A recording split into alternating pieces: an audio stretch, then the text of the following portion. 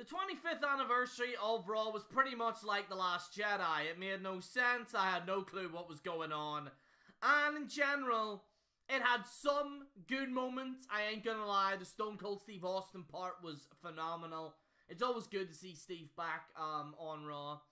No Rock was there, no CM Punk, although he was referenced, which was kind of funny. They did the whole pipe bomb thing. He was referenced a little bit on one of the packages. This show in general was pretty much like The Last Jedi. You either loved it or you hated it. I'm neither. I'm in the middle. There was some good things on this show, but there was some that was absolutely terrible. The first hour of Raw was pretty much a main highlight. The first hour was actually really, really good. Apart from that, mix, I think it was like tag match with the women and stuff. I got really, really bored. But like, for the most part, some of the things was good. They dragged on this poker thing with JBL, that was horrendous. That was, because I highlighted Heath Slater, and he was like, I got kids, I got no money, you know, and just it was just, it wasn't really that good. But we're gonna go through it segment by segment. Oh yeah, and another thing, I'm probably one of those people that think that Undertaker was actually very disappointing. Some of his returns were specifically very disappointing. This was probably the most disappointing thing I've ever seen of him, in a long, long time. And I don't often say that, but it was very disappointing. We'll get into that once we get to it, so let us get on with it. Let's not waste any time. Raw 25 kicks off with Stone Cold Steve Austin. Vince McMahon was saying about a plaque. They were saying about GoFundMe. You know, I don't know whether this was a shot at, like, people that do GoFundMes. Let's be honest. I think I'm the only one in the community now that doesn't have a Patreon or GoFundMe. So I don't know whether this was a shot at maybe YWC members or whatever. But, they said this plaque was from GoFundMe. Vince McMahon was actually pretty good, I ain't gonna lie. Crowd were pretty much enjoying it. Stone Cold Steve Austin came down the ring. He stunnered Shane McMahon. He then stunnered Vince McMahon. I thought this was a very good moment. Very, very well done by Steve, Vince, and Stephanie and Shane. I thought that this was actually a really good opening. This was probably, in my opinion, the highlight of the show. And I'm kind of glad they put this first on the show, because I feel as if this was in the middle and they had maybe something else on this show at the start, I don't think a lot of fans would have watched throughout. So yeah, in general, I thought that this was a good opening, a really good opening, in my opinion, one of the main highlights of the show. Then things kind of go down a little bit downhill. Oh yeah, by the way, this is another thing. It was apparently in 2 arenas. Listen, one show in particular, might want to ask for their money back, I ain't gonna lie. But yeah, Absolution, Nia Jax, Alicia Fox versus Sasha Banks, Mickie James, Oksana, and Bayley. I was bored to tears. I really just didn't care. It's just my opinion, I'm sorry. Undertaker's return. I ain't gonna lie, it's good to see The Undertaker on Raw, but I'm sorry, but there's only so much that you can get away with, when it comes to The Undertaker. Undertaker, I don't know if it was just me, but I thought he looked lost. And I'm actually gonna say something very negative about The Undertaker, and I'm gonna say something that might piss some people off. Taker needs to retire, like, soon, because he just showed up, and the thing is, he went, rest, and they all gotta rest in peace. Right, what else, mate? What else are you gonna say? That's it. And that's the problem with Undertaker's returns, or when Undertaker shows up to Raw. They are used horrendously bad. Like, I remember there was, but I have to also say this, guys, I haven't watched Raw before SummerSlam. I haven't watched the show at all. But, like, from previously before that with Undertaker in general, he's just there. Like, I remember they tricked everyone saying Undertaker's returning, and he's talking about the brand split, and he was SmackDown better, make her all rest in peace, and then that was it. And he just floats in, says rest in peace, and then walks out. And I know that's supposed to be a part of the Undertaker's character, but they are using him horrendously bad. This was probably one of the worst Undertaker returns, in my opinion. I hope he hasn't retired. Like, I know I say that he needs to retire. He needs to retire on a high. He needs to retire with a match on a high. He shouldn't have retired here, because that was horrendous. You know, there was no emotion. I think people don't even believe that this man is going to retire. But I think Undertaker, within 1 to 2 years needs to retire. He needs to have a final match, I'd say, with anyone, really. Go on a high, win, and that should be it, I think. Because I think Taker, I think, has to step aside. And I think they can only rely on this man so much. And honestly, his promo wasn't great. I'm sorry, but it really, really wasn't, in my humble opinion. Apparently, Coachman was there with Kurt Angle. You had Teddy Long and Boogeyman or whatever. This was garbage. Sorry, there's not even much highlights for that. Roman Reigns versus The Miz for the Intercontinental Championship. This was an actual good match. I know I say a lot of crap about The Miz, but from what I've heard, he has vastly improved. I know some people crap on him a lot, but he's not a top guy, but he has that mid-card thing to a T. You know, the Intercontinental Champion and stuff. I feel as if he's done very well in that role, and that's where he's best suited. You know what I mean? I think that's where it actually suits him specifically. I think Roman and Miz actually did put on a good match. I know people always boo Roman Reigns and shit like that. And I'll be honest, I think people booing Roman Reigns, I think it's getting old. It's getting a little bit old. Like, you know, what, like, I mean, I hate Roman Reigns. Like, why? You know, and I know some people might say, oh, you're a Roman Reigns fanboy. By no means am I a Roman Reigns fanboy. But, like, I mean, if you're going to give him crap, at least come up with something creative. Like, the crowd, I think, both, in terms of the crowds, I think that they did somewhat decent. They were very quiet with the Matt Hardy thing, which I was a bit like, what? But I think most crowds were decent enough in that regard. But, you know, the whole, like, oh, we hate Roman and all this here, I just think it's just complete and utter ridiculousness at this point. I can't believe people are still doing that. Peep Show, right, yeah, this is another thing. So, since I kind of left, from doing Raw reviews and stuff, and me watching Raw, I have got messages and messages and messages and messages and messages of people saying, what do you think of Jason Jordan? Jerry, have you heard about this Jason Jordan thing? Now, the last time I seen this twat was when he was doing the whole thing with Kurt Angle. Apparently, he was Kurt Angle's son. But apparently he's with Seth Rollins, and this was horrendously bad. Jason Jordan is horrible, horrible, horrible.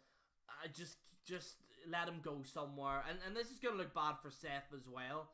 You know, this was just absolutely horrendous. The fact that people were cheering for Cesaro and Sheamus flat out whenever they said you suck Jordan is just truly... Jason Jordan's horrendous, I'm sorry. Bray Wyatt versus Awoken Matt Hardy. This was, again, horrendous. This was actually, I think, one of the worst. Now, this isn't to say that Matt Hardy's to blame. This isn't to say Bray Wyatt was to blame. Really, this match was way too quick. It was ridiculous. This was a match that people really wanted to see, and it ended very, very quickly, and I thought that they did horrendously bad with this. This match was too quick, and that's pretty much what it was. That's just my opinion anyway. Eli with Chris Jericho and John Cena. This was alright. It's good to see Jericho there. And then John Cena apparently got whacked on the back with a guitar. That was always good to see. Apparently Jimmy Kimmel was there, because of course these twats are everywhere. Like, they're invading YouTube and now they're invading WWE, so of course they were. I'm not saying I hate the guy or whatever, but I don't know. Just these talk show hosts are fucking everywhere. Like, you know what I mean? They're either talking about Trump all the time, or you know. And I'm by no means am I a Donald Trump fan or Donald Trump guy by any stretch of the imagination. But I think some of these guys have built their careers on bashing Trump. I would just like, if you're gonna make it fun of the guy, at least, you know, come up with something original. Anyway, it's my 2 cents on that. But yeah, the task in hand, I thought, you know, Cena, they're looking to push Eli Sampson, you know, and I think, you know, I think Eli is a creative character in general. It's kind of like that rock kind of, you know, with the guitar and stuff. It is interesting to see, and you know, it's always good to see Cena get over the head with a guitar. I still don't like John Cena, by the way, just to let you know. Titus O'Neil and Apollo Crews versus Heath Slater and Rhino. This was one of the worst. This was horrendous. In fact, I might skip this. Team 3D came down. They didn't really do anything. Everyone was just cheering, like, hooray, like, right. This was just, the match ends in no contest. It was absolutely horrendous. They should have cut this completely. Right, this is where I'm gonna get crap. But do you know what? I don't think it will. I'm just gonna say what everyone else is thinking, but they're too afraid to say it. I thought the D-Generation Extra Union was absolutely horrible. I thought it was shit. I'm sorry, but, you know, no offense, but I thought it was just horrendous. Like, I just, you know, they acknowledged China. That's alright. You know, fucking took yous long enough. You know, you could have done that when she was alive. Like, I'm just saying. But I just thought this was absolutely horrendous. I think that they just shoved these guys in for the sake of having them in. And it was just Shawn Michaels, you know, my favorite moment was, I don't know what this was, Shawn. What are you doing? Like, are you painting your ribs or something? Like, what are you doing? Just, like, stop it. I thought this was horrendous, to be honest. I didn't think this was good. I thought this was actually a major disappointment. This is probably one of the worst DX reunions I've ever seen. Apparently Brock Lesnar, Kane, and Braun Strowman are at the Royal Rumble. Yeah, that's how much I fucking watched the show before this. From what I've seen, Strowman has done some phenomenal things with pulling this railing thing down. I don't know, throwing trucks at people, whatever. Like, he's fucking Goku from Dragon Ball Z. Which, by the way, shout out to NF Punk for giving me a General Jerry logo for my Facebook and Twitter and the Dragon Ball Z thing. So I want to give him a big thank you as well for that. I think he's also, I don't know if he's making an intro or something like that, because I do need to change my intro from the Marvel thing and stuff like that. So yeah, I just want to say thank you to NF Punk for making those pictures and stuff like that. It's very much appreciated. Yes, this was it. So Heyman claims that Lesnar is the most relevant star in WWE, blah, blah, blah, blah. Strowman didn't really do anything. He just smashed him through a table. That was it. There was apparently a lot of people surrounding the ring. They didn't really even do much. So where does this rank? I felt that they could have put more of an effort. You know, I would have liked to see the Hulkster. I think Hulk Hogan, I think, should have been on here. I think that they should have asked for CM Punk to come back, because I think he's ready. Listen, I understand that a lot of people have made these fake CM Punk comeback videos, okay? I've seen it. It is the biggest pile of crap.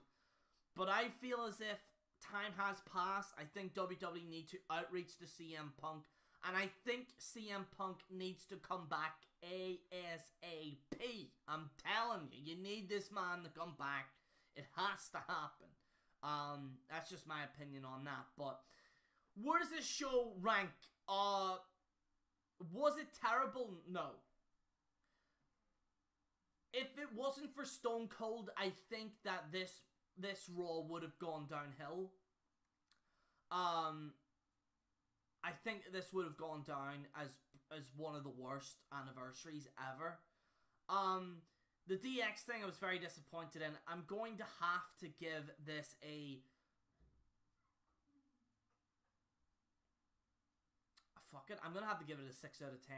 I'm going to have to give it a 6 out of 10, folks. I don't think it was anything too special, but there was some good moments in it. You know what I mean? Slightly above average with, you know, returns and stuff like that, but it's nowhere near a 7 or an 8 or a 9 or a 10. And overall, I think that this anniversary was, for the most part, very disappointing. And that's just really all I gotta say about the show. Guys, I might be coming back to wrestling reviews. There's a possibility, but I will be adding more stuff on this channel. Movie reviews and stuff like that. Also, you know, stuff that's going on in the YouTube community, as a lot of you are aware. You know, I was talking about the Logan Paul stuff and stuff like that. I might try and keep that up as well. A lot of you seem to like that type of stuff, and we might be trying to keep that up. I'm gonna try and do Raw reviews, and I don't think I could do SmackDown reviews, folks. I'm sorry, but from what I've heard, Fox apparently want to buy WWE in, like they want to get them on the show. So hopefully SmackDown might not go live anymore. I really hope that is the case. I hope it's recorded, because I really want to go back to SmackDown spoilers, but until that day, ladies and gentlemen, I think I'm just going to focus on Raw reviews and stuff like that. But guys, I'd like to thank you so much for watching. Let me know what you think in the comments below about the show. Did you find it disappointing? Did you find it great? Let me know.